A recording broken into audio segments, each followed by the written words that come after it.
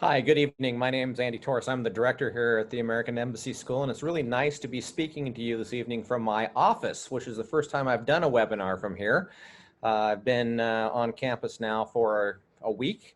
Well, I've been on the campus for more than that because I was there for 2 weeks in quarantine, but out of quarantine for a week and been enjoying walking around this beautiful campus and working with my colleagues here in Delhi.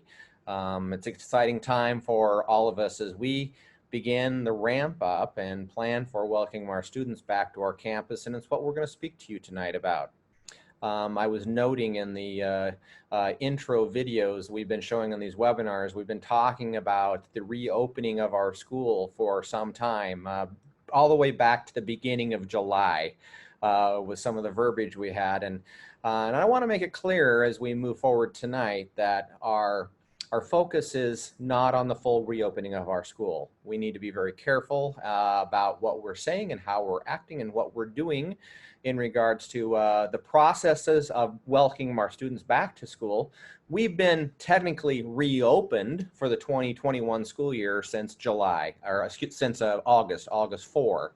But as we begin our processes and as I begin my conversation with you tonight, I want to make sure you understand that we have been carefully looking at all of these plans for our school for the past many months. In fact, I began engaging with a team at AES about our 2021 school year way back in April, as I worked with Dr. Collins and the senior leadership team here to talk about and plan for what we believe was going to be a challenging school year.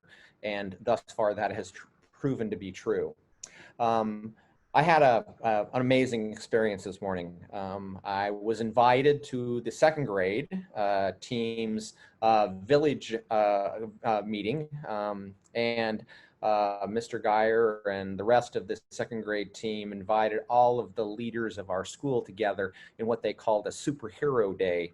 And we were interrogated quite politely by 7-year-olds this morning around how we helped the school. And it reminded me of why we're here. We're trying to create a space and a place of education for our students. And you know, it's really tough times right now for all of us because there's a lot of unknowns. We're used to a settled school calendar. We're used to arriving at certain times in a school day and leaving at certain times in a school day. All those unknowns are very unsettling to us and have a lot of effect on the way we see the world. That dysregulation is affecting not only our children, but all of us. And I think it's healthy for us to recognize that as we move through this process, it's very, very important that we focus on what it is to be a community that cares about each other and cares about the children with whom we are educating. Last month, at the end of August, on the 29th, the Ministry of Home Affairs issued a set of guidelines, and those MHA guidelines noted several things. I'm going to go through those highlights for that, but I want to make a couple things really clear. Number one, American Embassy School has been following and has paid very close attention to the guidelines from the Indian government and particularly the Ministry of Home Affairs, and for the past many months. In fact, back in March, when the initial shutdown order came, AES and the leadership, in collaboration with the board, made the decision to shut down the school and to move to connected campus learning.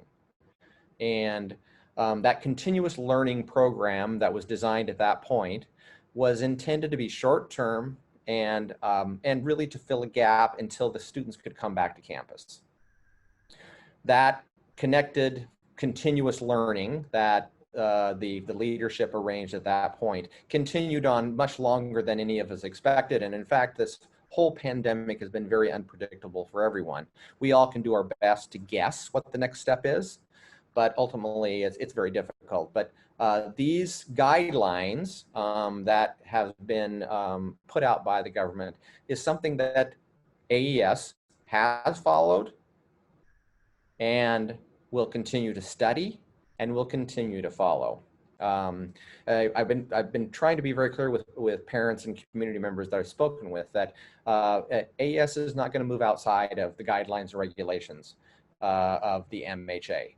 And in fact, our board and my leadership team and I have come to an understanding that these are the way in which we are going to administer our school in the best interest of the organization and also our children in classrooms. This MHA guideline set came out on the 29th, and there's really 4 key bullet points that come from that set of documents. And it's multi-page, but the 4 key points that I came to understand and really focus in on was the first one, which was that schools were to remain closed through September 30th, 2020.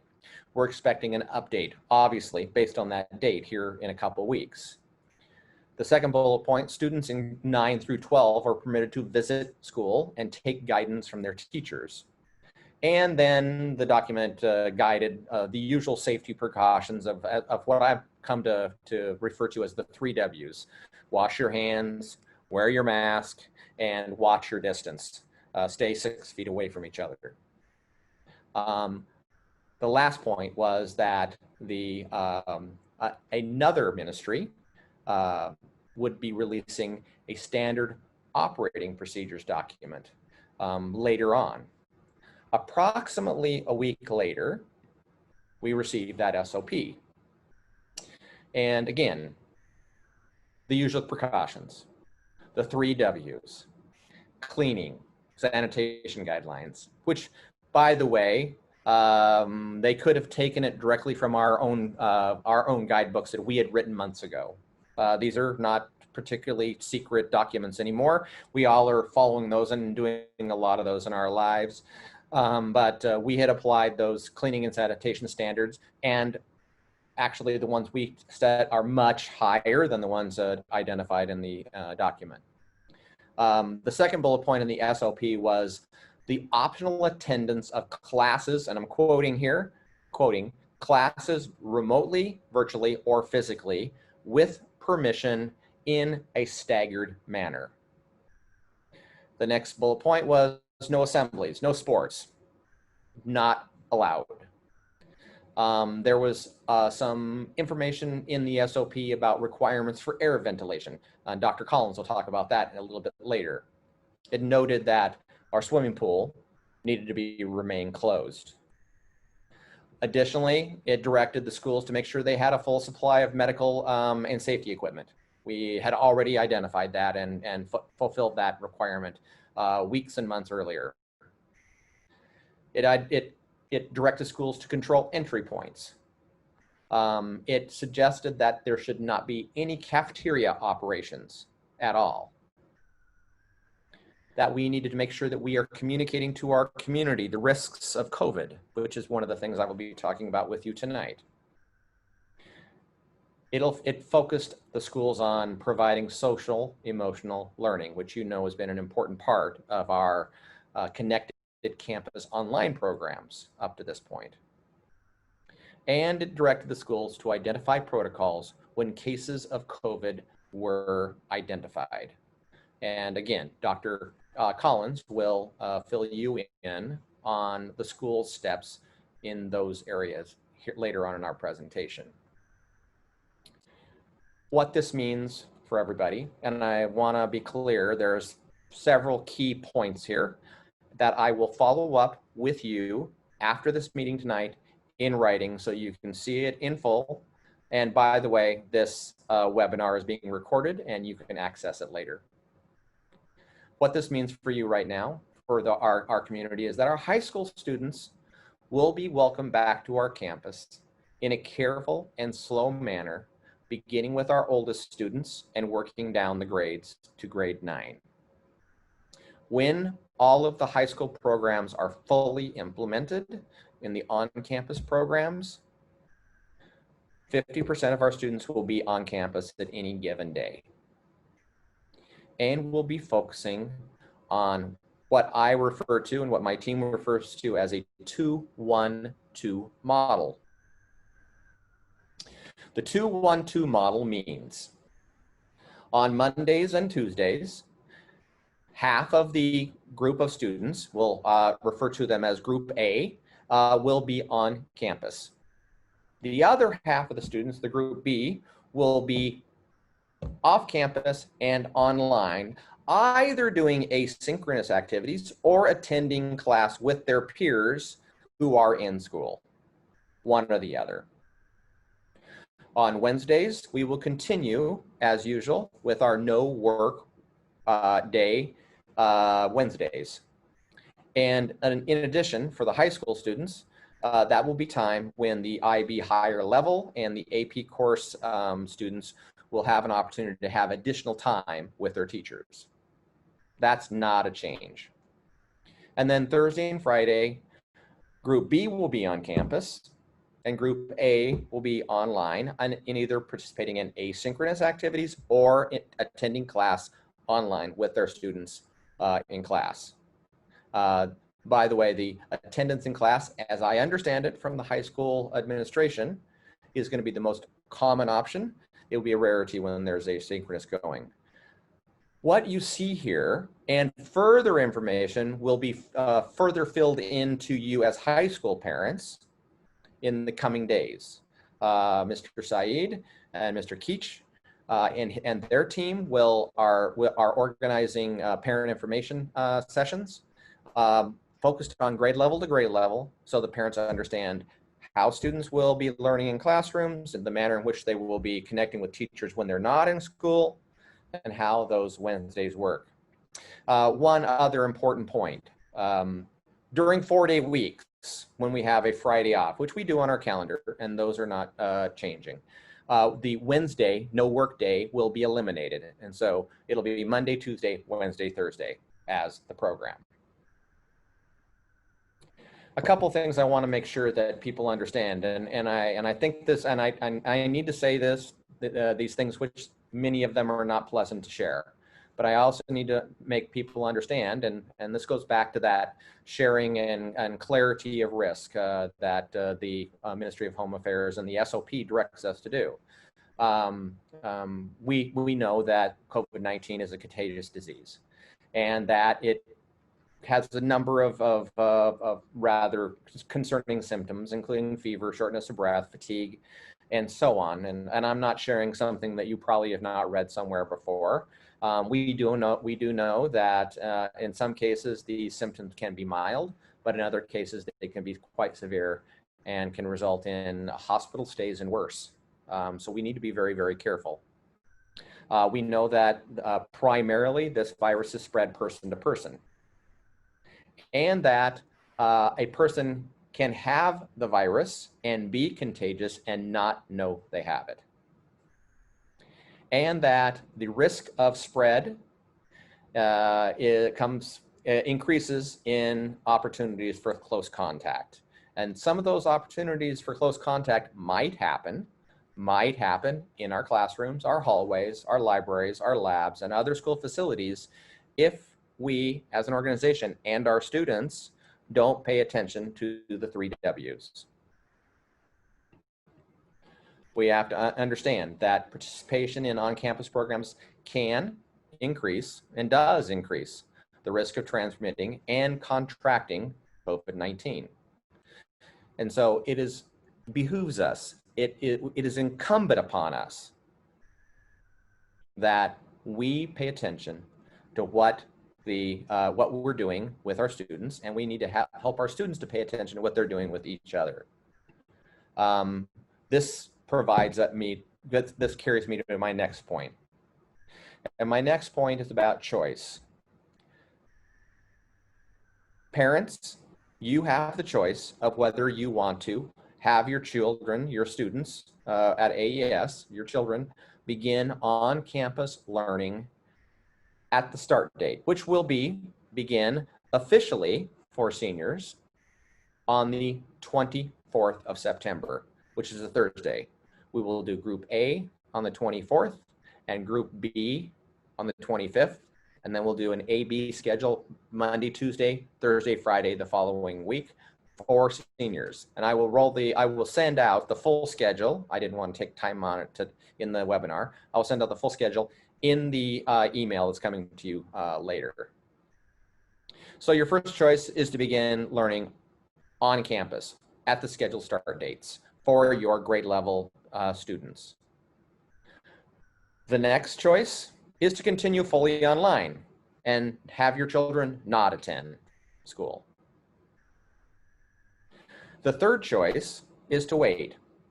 Now, some people may not have a choice. You may be traveling, you may not be in the country, you may have just arrived in Delhi and are going through a travel quarantine. Those are conditions that are not particularly under your control, particularly the quarantine piece. And so when your quarantine ends and when you return back to Delhi, you can start as long as we would expect you to give us some prior notice so that we're aware of you're showing up to school. Ultimately, your teachers and your counselors and the school leaders should know that. The other choice, of course, is that you choose not to come, but you want to see how things go, or you want to wait a few days to have the schools get started. If you do that, we perfectly understand that. That's within your right. If you do that, you also have to understand that we will be paying very close attention to the balance of A days and B days. We will make sure that there's balanced groupings and that there's the proper number of students in each group. And some parents and some of my colleagues have asked me, well, why don't we just begin, if we don't only have a certain small number of students, why don't we bring them all back at the same time? Why don't we have them come every day? Well, the fact of the matter is, until we have indication that we're going to be able to have all of our students in our classrooms all the time in the full set, we have to expect that there's going to be 100% attendance and it's going to have to be socially distanced. So we're going to continue to provide the split until we have an indication that full-time attendance without physical distancing is going to be okay. If you are a parent of an elementary or a middle school child, right now, the direction is that you will have to continue with your children's programs online. Rest assured, we have planned and prepared for starting on-campus programs for these groups of children. And when we get the okay, we will be able to move in rapid succession to move our children into those learning programs. But until we hear that that's okay, we are going to have to continue with our online programs. Some of you may have been waiting, hoping that we're going to be able to bring your elementary and middle school children back to school, and maybe holding a concern or a question that you might have of the elementary or the middle school administration or the classroom teachers. If that's the case, I encourage you, again, with the hope of partnership between the school and parents, that you reach out to the administration and express your concerns or your worries or your children's own personal challenges. And I have two at home, and I understand how that can be, believe me. I just urge you to reach out to those teachers and seek to find and solve and find the solutions to the concerns that you have. Because I know for a fact many of the parents who have come in expressing concerns about their individual children's concerns, we've been able to find ways to mediate those and to solve those problems and work with parents to help children feel successful, which is really what this is all about. Our children need to find areas and pathways for success, and that differentiation of approach that our teachers are prepared to do is really important for us to know about. In a short period of time, you will be receiving a survey. This survey is for all parents, pre-K through 12. Depending on your grade level of your children, there'll be different questions to answer. A couple things. Number one, I'm going to do something that I'm told never to do, and that's apologize in advance. One of the things many parents are always sort of sensitive about, I am too, is filling out the same information over and over again for the same organization. We're going to ask you for address and phone numbers and email addresses again. In fact, if you have several children, you may have to actually enter those several times. I apologize in advance, but this is a separate system, and we're trying to collate this information quickly and efficiently. And so bear with us for this one, please. The survey is going to ask all parents, pre-K through 12, AES, we need your response. We want to know, will you send your children to school and on-campus programs when they're available? High school, obviously, that's immediately. For elementary and middle school parents, we're hoping soon. We're hoping soon. We also want to know where your children are. Are they in Korea? Are they in North America? Are they in South America, Africa, Europe? We have children all over the world. And so we want to know where they are. And so we can, and when you are planning on returning to Delhi. Again, we need this information, not because we're nosy, but because we need to know so we can plan our protocols, plan our instructional practices, focus in on what your children need. And so any information we can get on this so we can look for trends and make groupings, we will do that. We also are going to be interested in whether you are interested in food services. High school students, we are planning on providing you with a food service option on campus.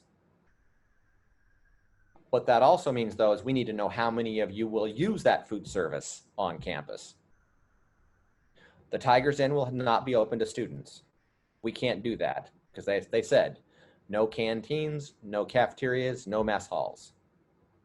So it's going to be likely a box-sack lunch option, and we'll be figuring out different spaces for our students to have a break and have some lunch. Some of that might be outside at students' choice. Some of it may be in classrooms. The last question focuses on transportation. Initially out of the block, we will not be offering transportation for our high school students.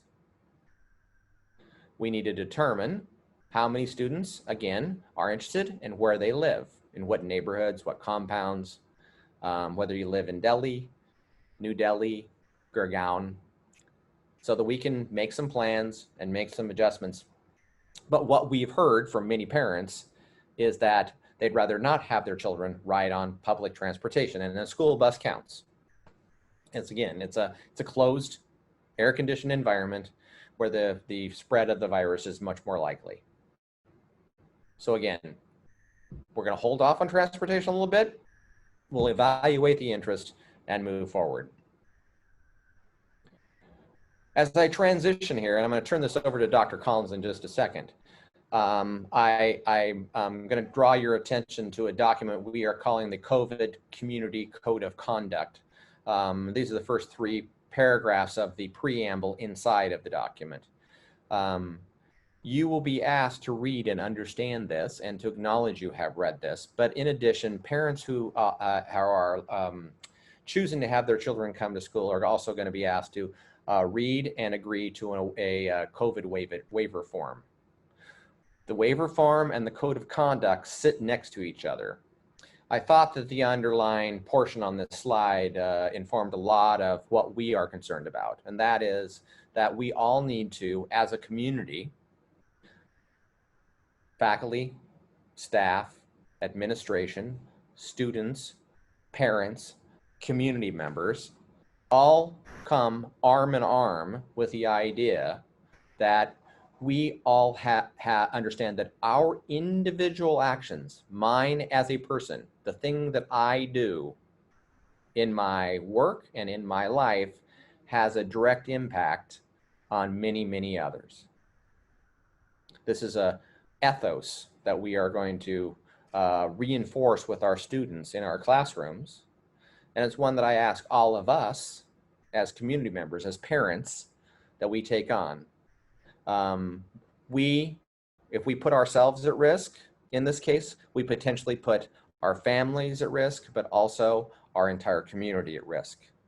And so I ask all of us to read this code of conduct, assume best intent with it, because some of it is very directive, and please, take it on board.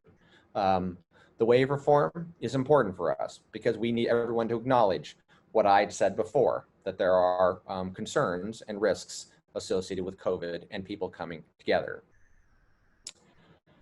I'm going to turn it over to Nada Collins, but before I do so, we have a video that outlines our COVID preparations on campus. So Bob, if you want to play that, I'll stop sharing.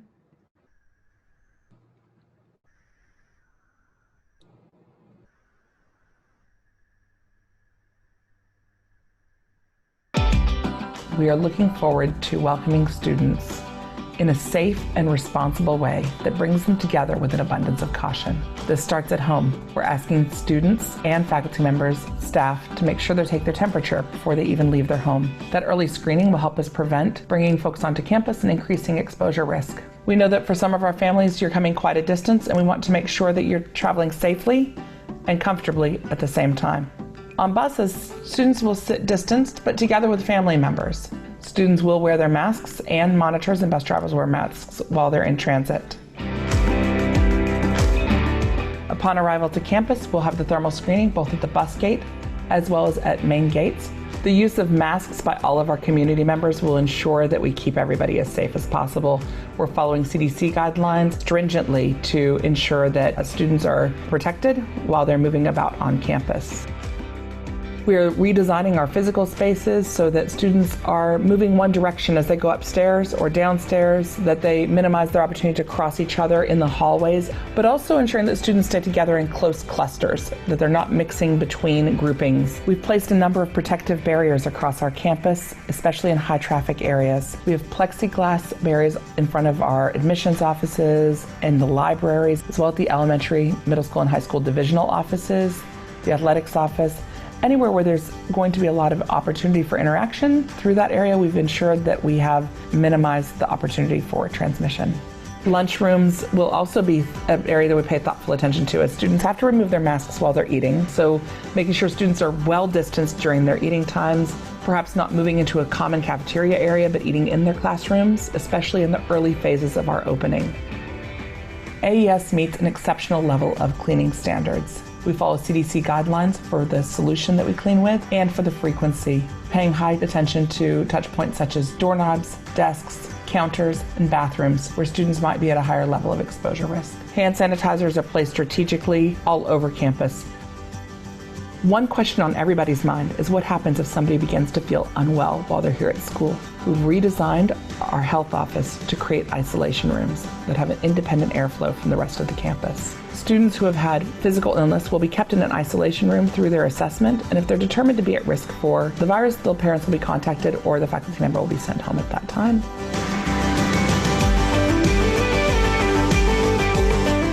As we speak about community, one of the things that we love is welcoming our parents into our community.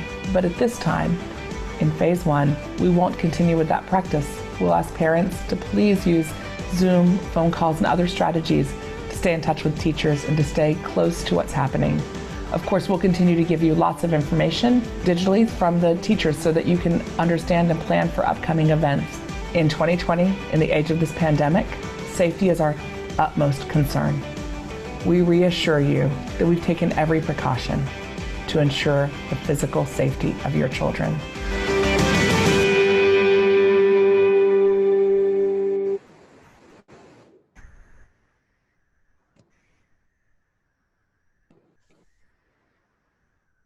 All right, Dr. Collins, I'll turn it over to you. Thank you. My name is Nada Collins, and I am the Deputy Director here at the American Embassy School. And I'd like to talk through some of the strategies and precautions that we've used to prepare our campus in a little bit more detail. Some of this is redundant from what you saw in the video with Big T, our tiger, modeling these safe practices, but we'll review a few of them. We're starting off with a couple of just different pieces of signage. Really, as Dr. Torres said, the 3 W's is what we're focusing on. Wearing your mask, giving 6 feet of distance, avoiding close contact, and washing your hands at all times. These are some of the basic entrance guidelines that we're going to use to make sure as community members, students, faculty come onto campus that we're safe and prepared.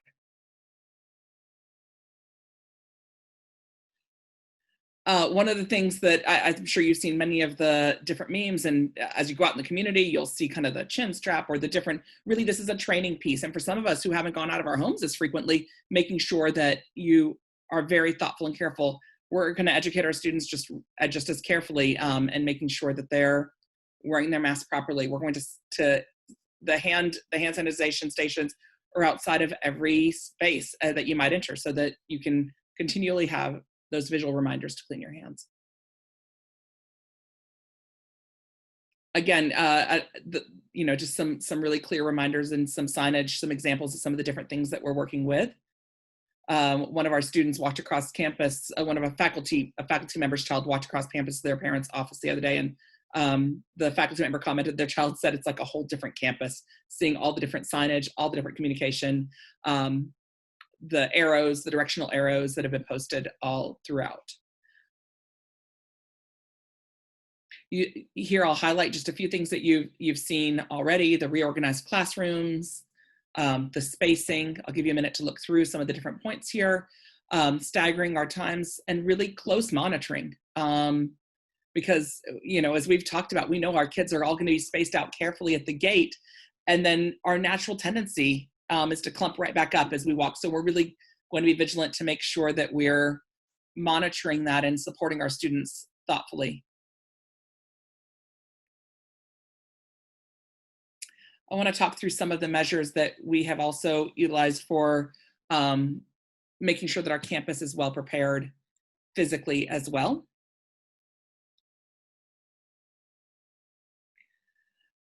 As Dr. Torres said, we are meeting CDC guidelines, but in fact, in some cases, in terms of frequency, we're exceeding the guidelines for opening schools. As I sit in my office here at school, I can watch somebody come by frequently, wiping down the doorknob, wiping down the light switches. We have this high touch points that we've identified that are division specific because they are unique. They're building specific. We've identified those, and we're already on the schedule of ensuring that we're frequently cleaning these areas. I want to talk just a minute to our air filtration system, because this is something that here in India, we're always been thoughtful about the air that we're taking in. And I want to tell you about the additional measures that we've put into place. We've consulted with the American Society of Heating and Air Conditioning Engineers, the ASHRA, and the counterpart ISHRA here in India. We've consulted with their protective guidance in addressing COVID measures. We've worked with external consultants, and we have installed HEPA filters, which are filters which are going to clean at the level we need to for coronavirus. We've installed HEPA filters in every space, in our classrooms, in our offices. They're all on campus to ensure that we are meeting appropriate cleaning standards, and so that air exchange is happening at a level really that's efficacy it far exceeds where we were before, and ensures that we do have the right air filtration in place, and the number of air exchanges that we're meeting to are approaching hospital standard. Some additional measures that many have been installed, some are still coming in as we are bringing them in from outside of Delhi in some cases, shifting all of our water fountains, both indoor and outdoor, to contactless bottle fillers. All of our water taps to contactless hand taps, so that just to minimize those opportunities for touch, and then replacing by CDC's guidelines and also by international SOS. I'll speak to both of those in just a minute. ensuring that our trash is all covered with foot pedals. So really just minimizing those opportunities for cross-contamination. You'll see a number of hand sanitizer stations outside of public areas. All classrooms, all offices will have multiple hand sanitizers at specific locations when you enter opposite corners right by the door. We are attending to the CDC guidelines for the chemical solutions for all of our cleaning, as well as for the hand sanitization. The partitions that you saw in the video installed in a number of places, as well as we've indicated, the signage. I want to take an extra minute here for speaking to the health office. Those of you who know our campus are familiar with our health office, that one external door. And the reason I indicate that it's external is that you can walk from our gate all the way to our health office and never enter a building. What we have done is we've redesigned that space. So you'll see that main entrance is still there, and that's labeled for accident or injury or scheduled appointments. Then adjacent to that, you'll see two more doors, and those two doors are labeled for illness. Any illness, a student has a cough, a fever, any demonstration of they're feeling unwell.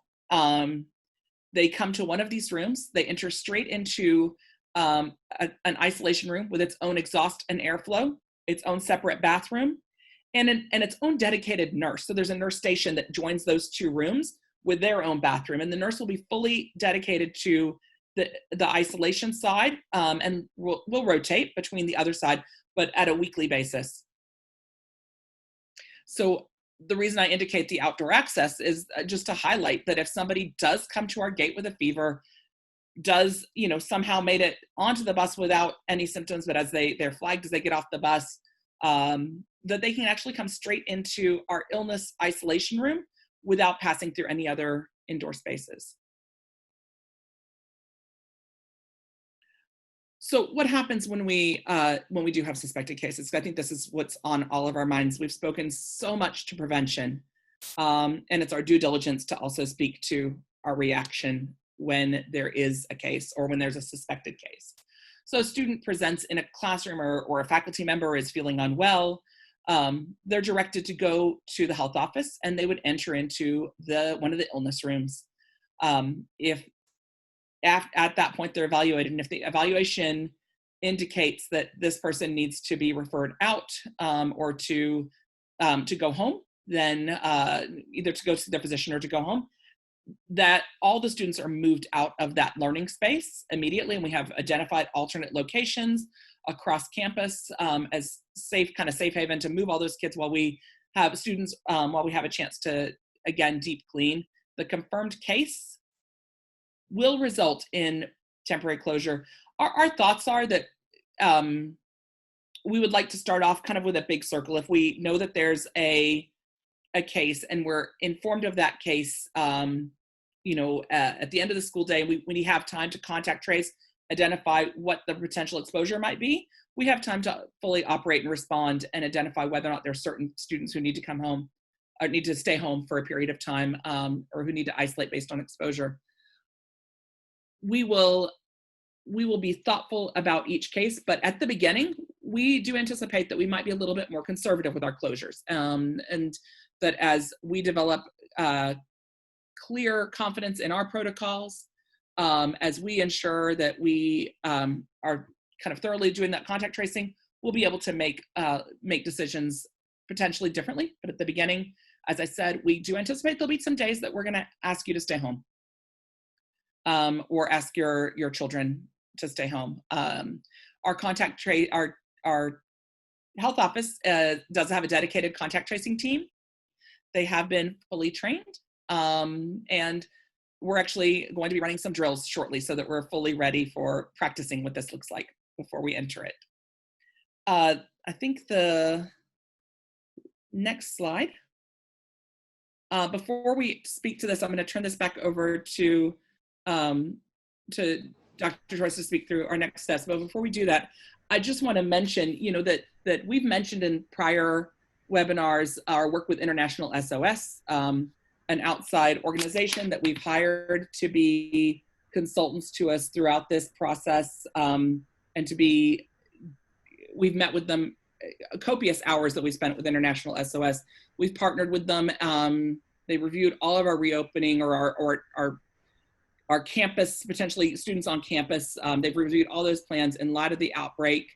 They've got medical professionals who have reviewed, who really is their area of global expertise. Their most up-to-date knowledge of the pandemic. They've critically analyzed all of our health and safety policies, procedures, all of our protocols that we have in place. We continue to speak with them on a regular basis. And I also want to highlight our amazing support that we received from the Center for Disease Control. We've had several hours of meetings with them, as well as the Center for Disease Control has sent some representatives, some subject matter experts to review our guidelines, but also to walk through our campus with us and help us review our work, as well as the World Health Organization and the Government of India guidelines, as Dr. Torres has spoken to throughout. We do follow the Government of India guidelines, which are sometimes more conservative than some of those other, than some of the other guidelines. We tend to look and see what's the most conservative line that we draw. We've developed a COVID-19 management plan that's quite thorough. We've received input from a number of different, we've reviewed the guidelines from different organizations and received input from both CDC subject matter experts as well as International SOS. And we've incorporated all the feedback that we've received from these organizations, from these two in particular. And as I indicated with International SOS, gratefully, the relationship that we have with CDC continues as well.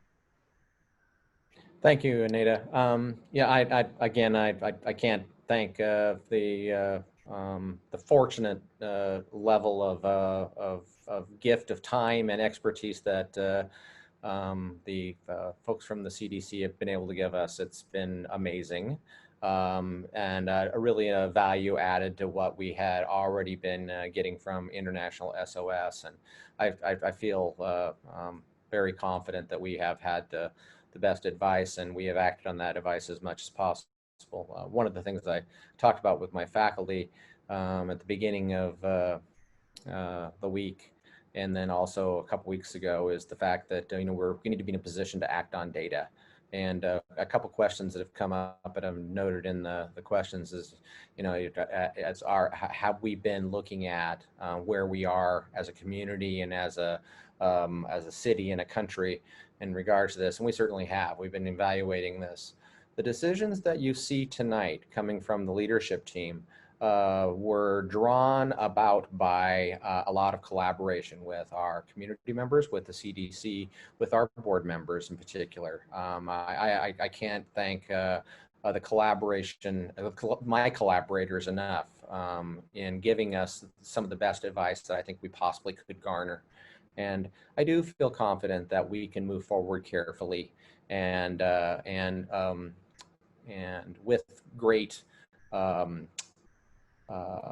concern for your children's health and the health of my faculty and staff here at the school. And I do also believe that if we're careful and we all take this seriously and work together, we're going to find success for your children's education, which is going to bode well for their long-term success, but also success for AES as an organization. Before I turn it over to full Q&A, I just want to delineate clearly what our next steps are coming from us at AES. As I've mentioned before, you will be getting a full summary of what we've gone over here today, along with a copy of these slides and the recording, so you can watch this again if you need to. We will be sending out a survey to everyone, all of our parents, pre-K through 12, and asking you to make some choices. We're asking people to get back to us by the 20th of September with their decision. If you have questions, there will be an email that you can write to send further questions in if they don't get answered here tonight. You will, as you make your choice, have some follow-up, particularly parents of grades 9 through 12 students right away. If you've chosen to have your children come to campus, You'll be sent in an email the code of conduct document, as well as the waiver form, which will have to be turned in the day your students arrive at campus. The high school administration will contact you about assignment of grouping, and they are designing parent town hall webinars, which they will deliver before your children start. So again, they can go into even further detail about classroom programs, protocols, and so on as we begin our restart process here for the on-campus programs for the first time this year. And finally, and as I turn it over to Q&A again, I will say we've been trying to be very intentional about our communication up to this point. All best practice and advice on communicating during crisis is to continue to communicate, and ultimately to make sure that people see it and hear it and know that we are continuing to keep our eye on the crisis and moving forward. And we've been trying to do that as best we possibly can. I do ask that you bear with us a little bit as we move forward, because sometimes we really don't have any further information to share, but we will share what we've shared before just to make sure you know we're watching.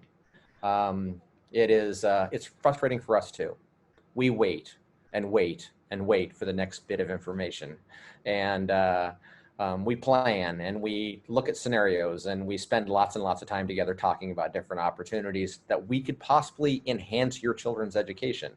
And again, we are here to take your input. And if you have ideas or concerns, I encourage you to reach out to your children's teachers, to the principals in your children's divisions, or to NADA or myself or anybody else here at AES. People in our health office, for instance, may have great answers for some health concerns that you may have. I'm going to turn it over to questions and answers now, and I know we have a few out there that might need to be might be able to be answered verbally, and I know the team has been answering questions along the way, but let's see what we have here and what we can do. Nada, do you have one out there you want to answer, or you see one? Kevin Chapman, you asked a question about who we hear from regarding middle school or elementary school. The question to that is that we are expecting that it's going to come from the Ministry of Home Affairs. That's typically where all this information is coming from, and that's the government of India.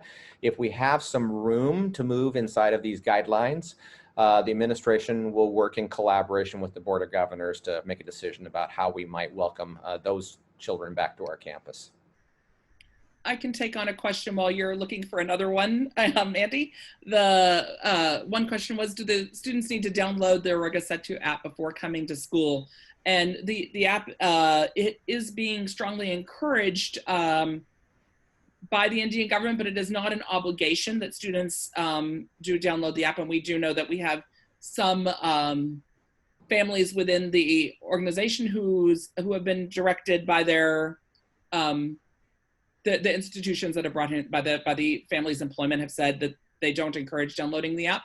So we do encourage families that are able to use that app as a preventative strategy, but we are not going to be checking them upon entry. A question about provision of on-campus COVID testing for students, faculty, and staff. At this time, there is no provision for on-campus COVID testing. If we have a child or an adult who is identified as having symptoms and the health professionals determine that they need a test, they will have to go to either go to their home and have a test brought to their home as is happening around the city, or they go to a clinic to do so.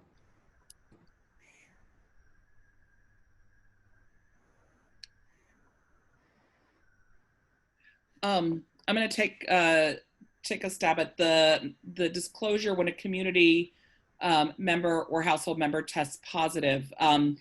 We don't have a mandatory disclosure policy for when somebody tests positive in the sense of, are we reporting them to somebody else? There was another question as well that asked about whether or not we report to authorities. In fact, I think when you test and you get your positive test results, that's automatically is a report to authorities. I think that is when the information is communicated, not from the school. We will, of course, will ask everybody to report to us their test results so that we can protect our community, because that doesn't automatically come to us. Just keeping in mind that we are paying attention to CDC and Government of India guidelines here, which is 48 hours prior to symptoms. Less than 6 feet distance for more than 15 minutes. And so really, we think that we should have a zero exposure rate, that if we're following all of our guidelines with fidelity, and we are ensuring that your children are following all those guidelines with fidelity, that we should not be in a position of contacting you and saying that there needs to be a quarantine period, because we should be able to keep our students on campus safe. The second part of that question, it was a two-part question, is if and when a community member is positive, will their identity be disclosed to the AES community? And the answer to that is no. We will contact trace with our team that is completely trained and has developed protocols and scripts and guidelines, multilingual. Once our contact tracing is complete, we will notify those who do need to take precautionary quarantine measures. We will not disclose their identity.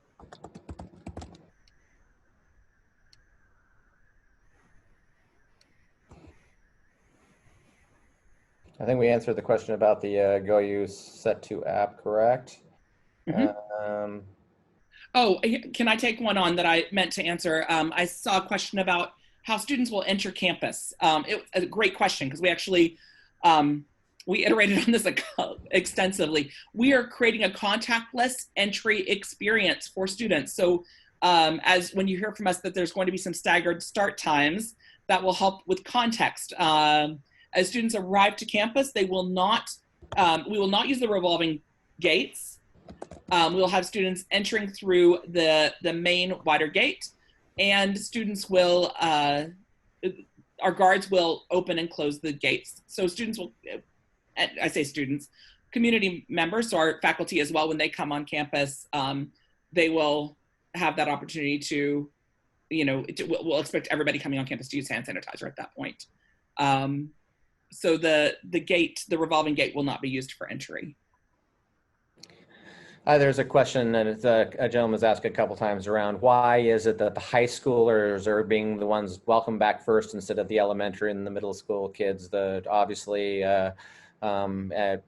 looking at research, educational practice, the obvious common sense is that the youngest children are the ones who need the classroom environment more than anybody else. And we recognize that. I don't think you're going to find too many educators who actually are going to argue with you with that. And in fact, you're not going to get an argument from this educator about it. But as I mentioned very early, these are decisions that are being driven by the Ministry of Home Affairs. We are being allowed to welcome our senior school back at this point through those regulations. And so we are taking the opportunity to go ahead and welcome them back.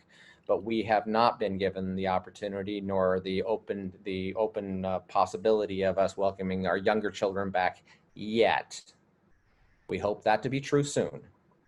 But there's no guarantees, and we don't know any information as to when that will be.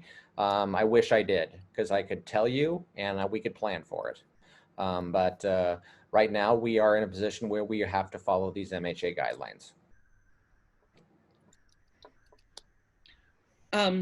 I can take on a question about siblings grouped together when we open other divisions. And we actually, again, this was, I can tell you, we had this conversation beginning back in March as we thought about what this would look like, and went through many iterations and have landed on what we believe is a very family-friendly model where we will keep siblings together as much as we possibly can, and do anticipate being able to do so fully in the interest of supporting that ease for you with your commute, especially as Dr. Torres indicated earlier, knowing some of you may opt not to use our bus system, may opt to avoid some other ride-sharing models that you might have used in the past. We know that this needs to be as smooth as possible. We don't want transport to be the barrier to you having your students back with us when you feel comfortable and confident.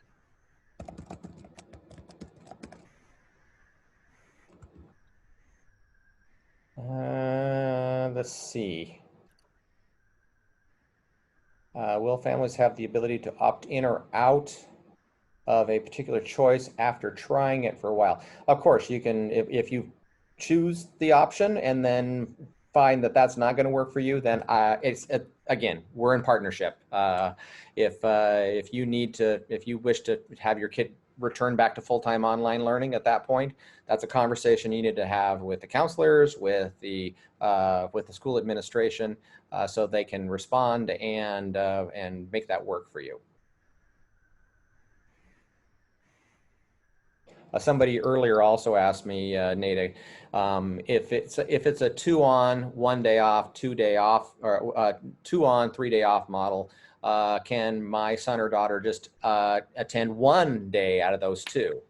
Well, you know, I don't know quite how to answer that. I guess I'd want to know why. If there's particular personal reasons for that, then I think that's something you need to have a conversation with Iftikhar and Derwin and his team, so that they can determine if they can mitigate your concerns or if there's another reason for that.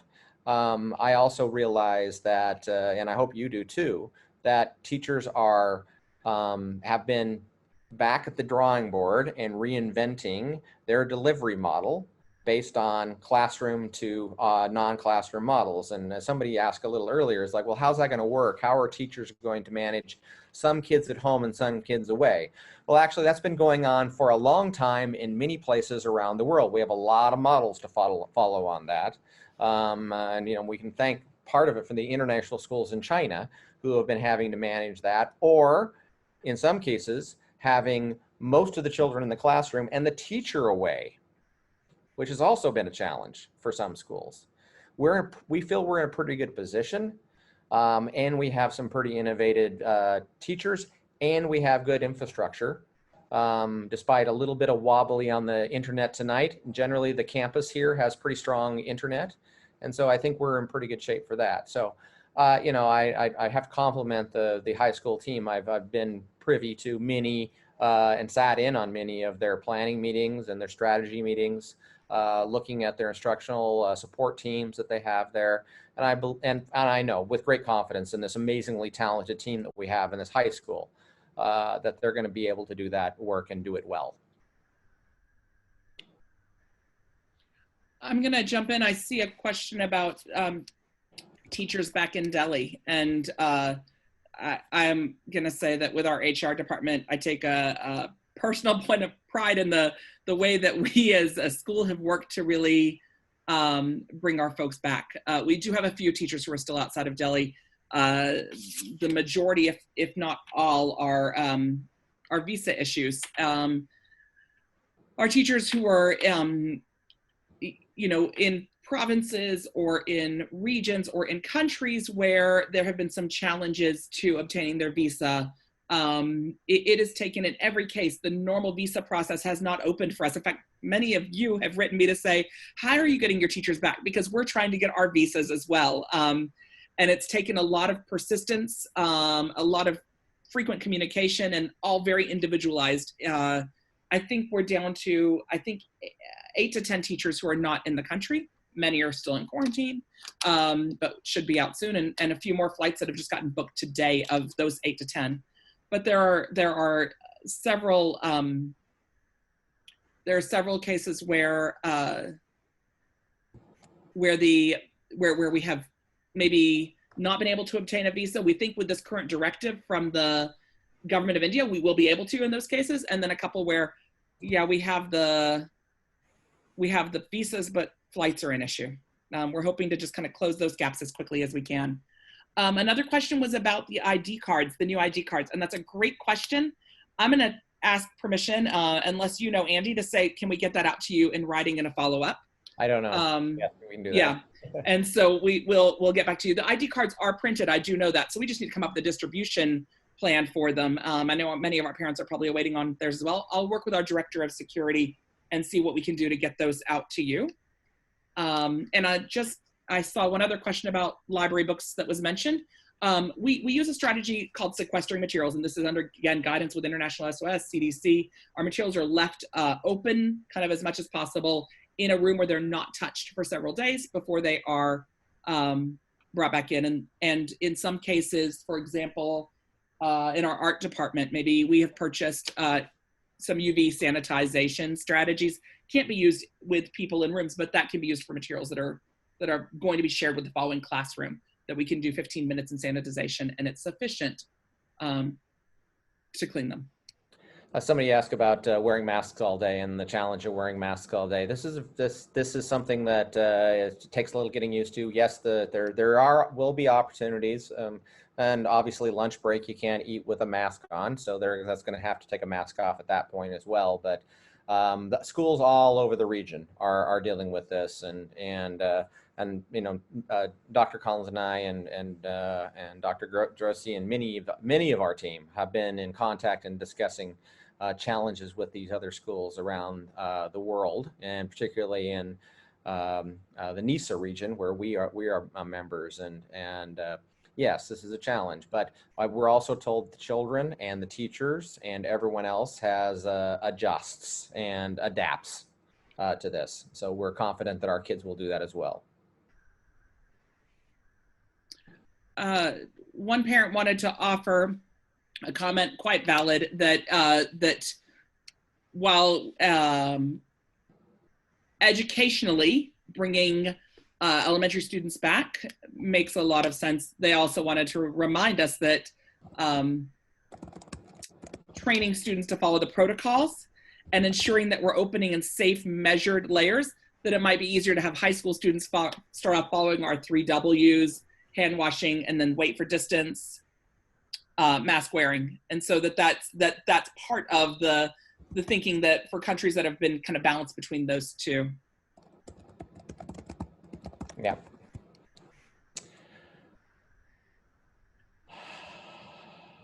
Will high school students be allowed to come late or leave early in case they face a free study period? Derwin, do you have an answer to that?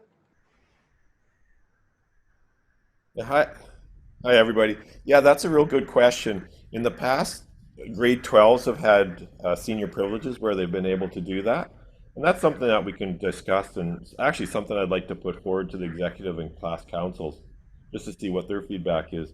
We met with the students before and they've had some really good feedback, and that's been very valuable for us as we start planning bringing students back to campus. So right now, maybe I don't have the right answer for it right now, but other than that, we'll look at it. It's funny because my daughter asked me the same thing. She's an 11th grader, and it was part of her question was because she has a study period and then also an online class that she will continue. So I think that's a good thing to be talking to the kids about, certainly. I think I would lean towards address, and that's since online learning will be here for a while, how is AES ensuring students are being challenged, measuring feedback, etc.? Actually, you know, I will compliment again the high school administration team. I received a big long report of notes and feedback from the executive council that Mr. Keish just mentioned. We have an amazing group of kids who are well spoken, poised, and frankly speaking, gave us some very down to earth and effective feedback, which I know that the high school team is responding to. Additionally, and I will also add, Dr. Drosy and I are working on the finalization of a back to school parent and community feedback survey.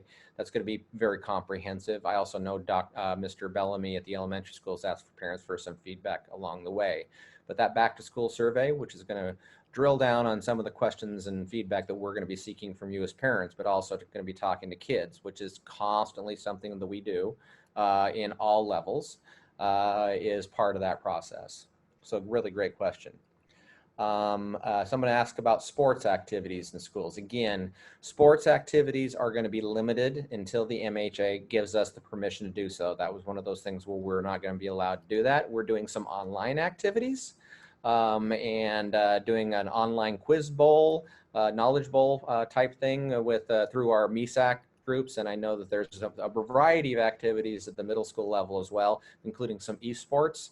So let's do that. And you had one, Shirley?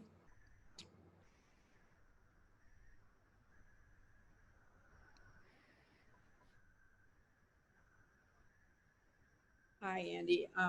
There was a question about what happens if some students are in class and some students are not, and how do we keep, how is a teacher or a student staying current with what's going on in class? And that's the intent, that's the plan behind hybrid learning, is that whatever's happening in class is being mirrored or is happening in the same way for the children who are not in class.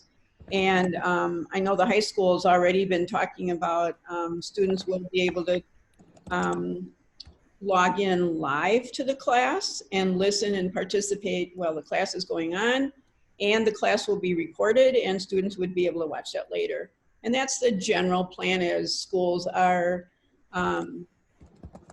moving into hybrid program plans. So I hope that answers the question. Nada?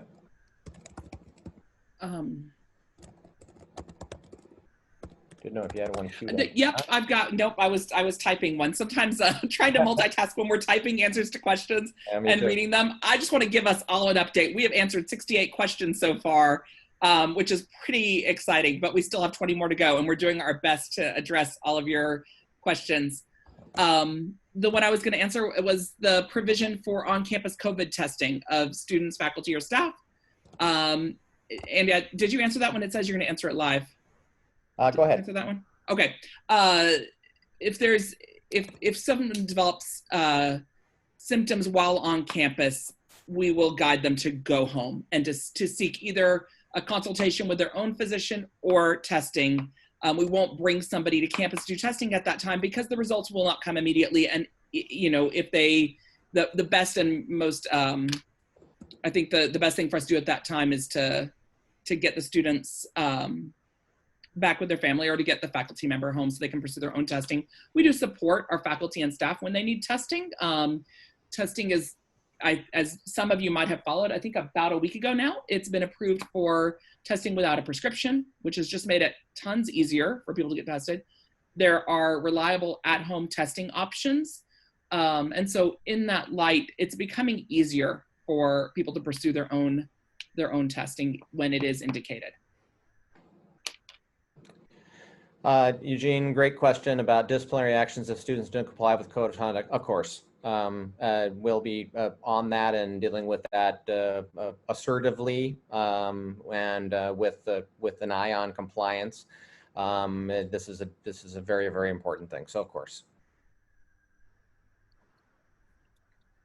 There are several questions in here about specific classrooms, or programs, or certain things that parents have questions about, especially with elementary and middle schools, saying, one is there an estimate of timeline? And we are kind of crossing our fingers and waiting for that that update that comes out, the next unlock. I actually had our head of security pull the dates, and unlock 1, unlock 2, unlock 3, and unlock 4 have all come on the 28th or 29th of the month. So I think we can be looking forward to unlock 5, to future guidance towards the end of this month that will give us a better indication of the next steps on the time frame of reopening, and questions parents might have about what's happening within their specific classes or grade level specific. I think you might notice that we don't have all of our principals here as panelists tonight. So I do want to remind you,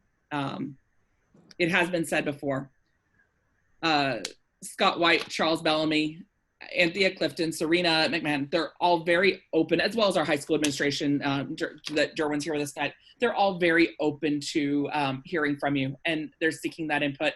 If there's something specific you want to follow up on regarding your child's learning, please do reach out to them. And if the question's more programmatic as well, we know that they're going to be the first point of contact to answer those questions for you. There is a question about instruments and getting a delivery out to ground. I think that is something that we can do. Let me just make a note. Thank you for asking that. Maybe we can get some ID cards in that same delivery bin. I know that my son is starting 6th grade this year, and he was really excited to go pick up his ID card. So I know that, especially students who are getting them for the first time. So I will follow up on our gown delivery for instruments, or I know that the elementary did just put out some materials. The passageway is open for people to come in from Gurgaon to pick up here in Delhi, and those instruments are quite cumbersome. So, I want to make sure that the person handling them is handling them appropriately. So I don't want to promise that, but I will look into it, and I will ask the music teachers to reach out to you. Somebody just asked about what happens if a teacher is not in town and they're not able to, and the kids are in place. What's going to happen during that point? There's a couple things. Number one, the bigger point is there will always be a capable and competent adult in the room, and we will follow the model that, as I was saying about with the schools, particularly in Southeast Asia and China, where the teachers have had to video in. There's some really great solutions that have been developed in that area, and we are going to continue to look at those and refine those. But we believe, and then Iftikhar and Derwin and I in particular have had lots of conversations about this, we believe we're going to be able to do that and do it well.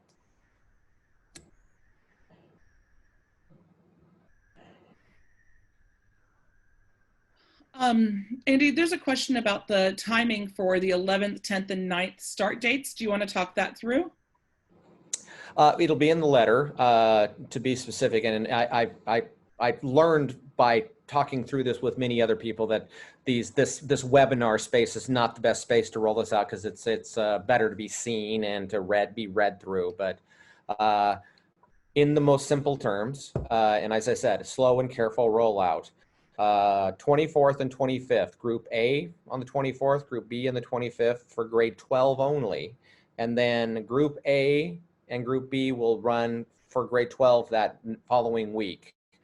And I don't have a calendar in front of me, so I can't even talk intelligently about my calendar. So then we'll bring out back the 11th grade, and then we'll bring back the 9th and 10th grade at the same time.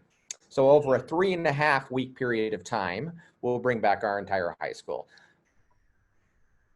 I see a question on here about the 2-1-2 model. A parent has asked that if some of the students don't come back, let's say we have 30% of our students who opt to come back out of the entire grade level. We don't anticipate that, we anticipate higher, but let's say we only have 30% who come back.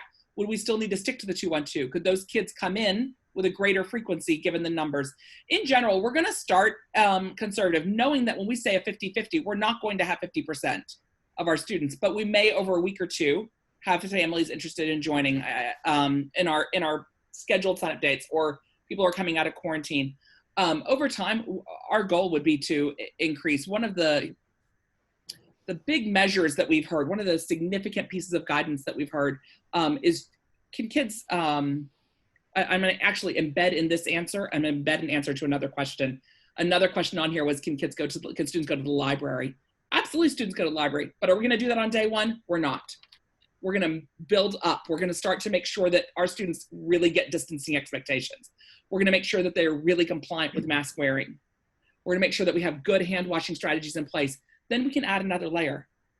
And so in answer to that question about that 2-1-2, could students come back with a greater frequency of days if there are less students attending, if we don't have 50%? It's a great question. And I think if that were to persist over time, the answer would probably be, yeah, we'd start to want to explore that too. Assuming government guidelines allowed it. Well, I think if 50% of the students are involuntarily, right? Yeah, but I think we're just going to start. We're going to start super conservative. We know there'll be some flux as families decide to come in those first few weeks. Yes. We want to build up slowly, but over time, if that number doesn't start to shift, then there would be some ability to think that through. And to be clear, we're trying to leave the option open so that everyone can choose to join. If we did the other and we got to that 50% level, we would have to tell everyone else they could not come to school. And we don't want to be in that position right now. And we're hoping that things will move slowly. We'll be careful. We'll develop good habits so that everyone feels comfortable coming back. I'm gonna use this question to reinforce a point I had in my presentation, and I'll read it. As the pandemic has shown, other people's choices affect everyone in the community. One person sending their kids to school risks transmitting it through their family and through their parents' workspace. Could you please discuss this plan of event in an outbreak? And again, I go back to my point about the community code of conduct and the manner in which we take care of ourselves and each other. And we need to be very, very careful. If everyone is careful, the information shows us, and there's lots of examples where it does work in schools and does work in communities, that people keep each other safe. If that happens, then we will have to deal with it. We have contact tracing inside of our school communities set up. We've been trained. Our people have been trained. We are ready to do that, and we will communicate that out as effectively as we possibly can, because we know that there are webs into the community beyond just inside of our own school. It's a good question. But we all need to work together and do the right things and monitor our own behaviors. I see a question about return to school post positive COVID test.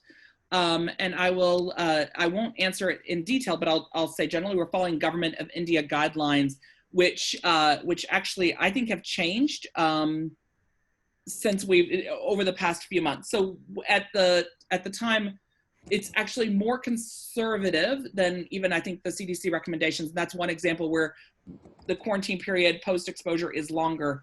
And many of you may already know this, but I think it's worth mentioning that a negative COVID test does not gain a right to re-entry if somebody is identifies direct exposure. So a family member is a good example of a direct exposure to a child who tests positive, for example.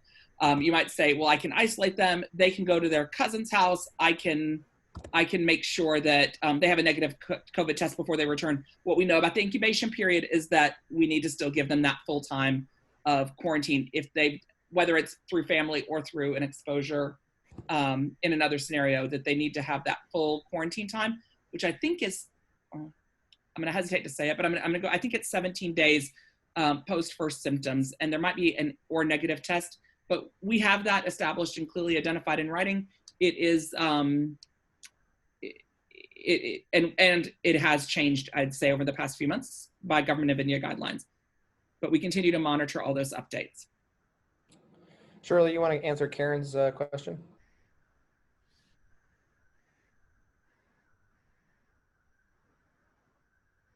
I think that was the question I answered. You did answer it. Okay. All right. I just I didn't know how to mark it. You need to say done underneath it. Sorry.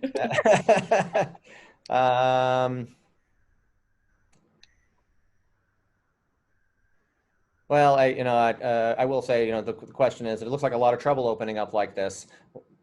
Opening up a school anytime is not easy, to be fair. And in fact, there's lots and lots and lots of details, and certainly this adds a lot of complications. We believe the students are missing out a lot on not being with each other and in their community and with their teachers. And we believe that this is a first step in providing some balance to that. And also we believe that as we are moving slowly and carefully, we are able to provide ourselves with an opportunity to make sure that our systems are working and carefully make sure that our teachers provide great educational opportunities in a safe environment. One of the questions here is about consequence or warning systems spelt out in case students are not following social distancing rules. We truly view this as educative, and I think helping students understand why this exists is going to be our first step, and helping them learn to practice it at all times is going to be our second. We're going to have a very, very high vigilance at times when students are not in a structured classroom. You saw the setup, you see how we can space kids out in a classroom setting. And when they're between classes in transition, it's a natural tendency. It's just natural for students to group up together. It's natural for adults to group up together. We're going to practice modeling it with our faculty. We're going to practice modeling it with our staff. We're going to vigilantly watch for it. And we are creating a culture where every single person is accountable for enforcing mask wearing, including students. every single person is accountable for making sure we remind each other about our distancing, including students. And I think some of you might have heard me say this before, that we are choosing to use the word physical distance as opposed to social distance. We want to stay socially close and physically distant from each other through this time. Yes. It is 6:28, and so we've been at this for about an hour and a half, and I want to see if we can wrap this up in just a couple more minutes. We're down to the last 8 questions, and it's going to be 7 here in seconds. I'm about to answer one. Nada, do you see? I can do a couple really quick. I think